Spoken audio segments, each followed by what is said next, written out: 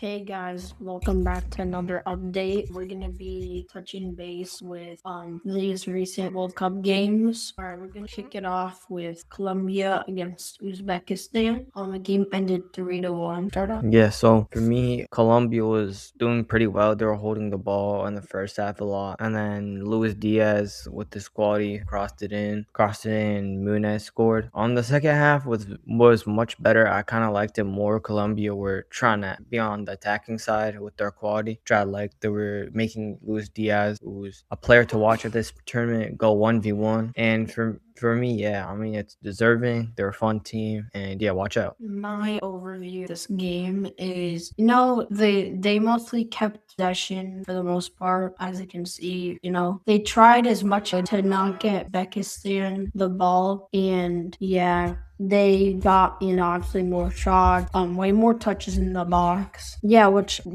this could be like an opposing threat to like the other big teams. So yeah, that's a recap for this game. Now we're gonna move on to yesterday's game. We're gonna start off with against South Africa. This one I don't have much to say. The highlights, it looked kind of underwhelming from Czech. I didn't really like how the way they played. South Africa got it together in the second half to put a goal in and to put themselves in a 1-1 situation. But yeah, I didn't overall. Nothing was really that interesting from this game. So I got kind of surprised in this game that South Africa had more possession. I thought that gonna do a bit better on that side. Decent game, and you have to give credit to South Africa for making this a draw. yeah, on this match, first half, I'm not gonna lie, was Mexico just holding the ball and South Korea chasing after them. Second half, Korea was more in possession, and and Mexico scored early in the half, and then what was it? South Korea countered in the last 15 minutes, trying to find an equalizer. They got really close, but there was a double save. So yeah, I think this is one of they performed worse on this match today than against South Africa, but they still needed to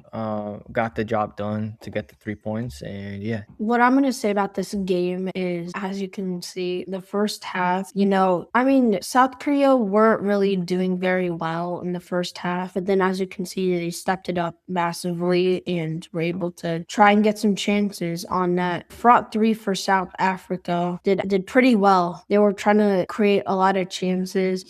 Son got kind of unlucky in the first half for the defenders to get a goal line clearance, which was pretty massive moment. All right, we're gonna move on to Switzerland against Bosnia. Yeah, this first half was not a game to watch because the first half was horrible. I'm not gonna even talk about what happened in that half because horrible. Second half, I would say much better. Switzerland actually wanted to play. Both teams actually wanted to play second half. And yeah, Switzerland were being very clinical. They knew they needed multiple goals. So the quality of Manzabi and Vargas helped them score a couple goals. And yeah, I think Bosnia was in the second half had to deal with more pressure, and defensively they're not as good as they are on the offensive end. So they kind of struggled. And yeah, I mean, Switzerland, what a result. It's taking them back up to the top. So Yeah, I think that, first half was not a game to watch as well. The second half, they really improved the action and things like that. I know people might disagree with me on this, but the goalie for Bosnia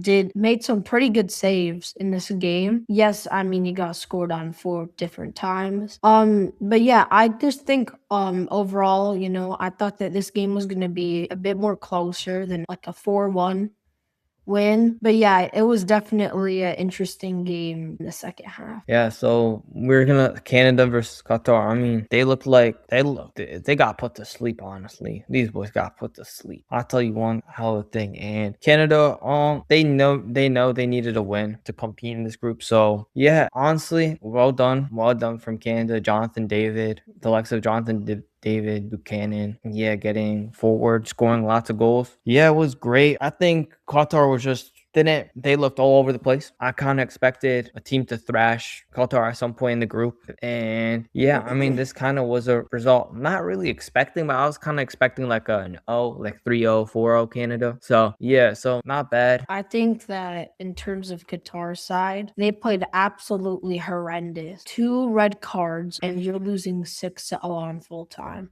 I just think that Canada absolutely dominated. I think that Qatar looked like lost. They looked like they were in no man's land. There was no coordination. They like when they were even trying to get the ball forward, it would always be like 1 or 2 players. They can't really find anybody, which is completely the opposite of Canada's end, which looked way more organized, and they looked like they actually wanted to play the game out, which they did. So these are the games that we're gonna talk about for today's video. Go check out and stay with I us. mean, so this is going to be a daily series. We're going to make it day 1, day 2, day 3 so that we keep up with the matches, because sometimes these 20-minute videos are pretty boring to watch. So we're trying to make it pretty short and nice. And yeah, so stay tuned for day 2. And yeah, bye. Peace.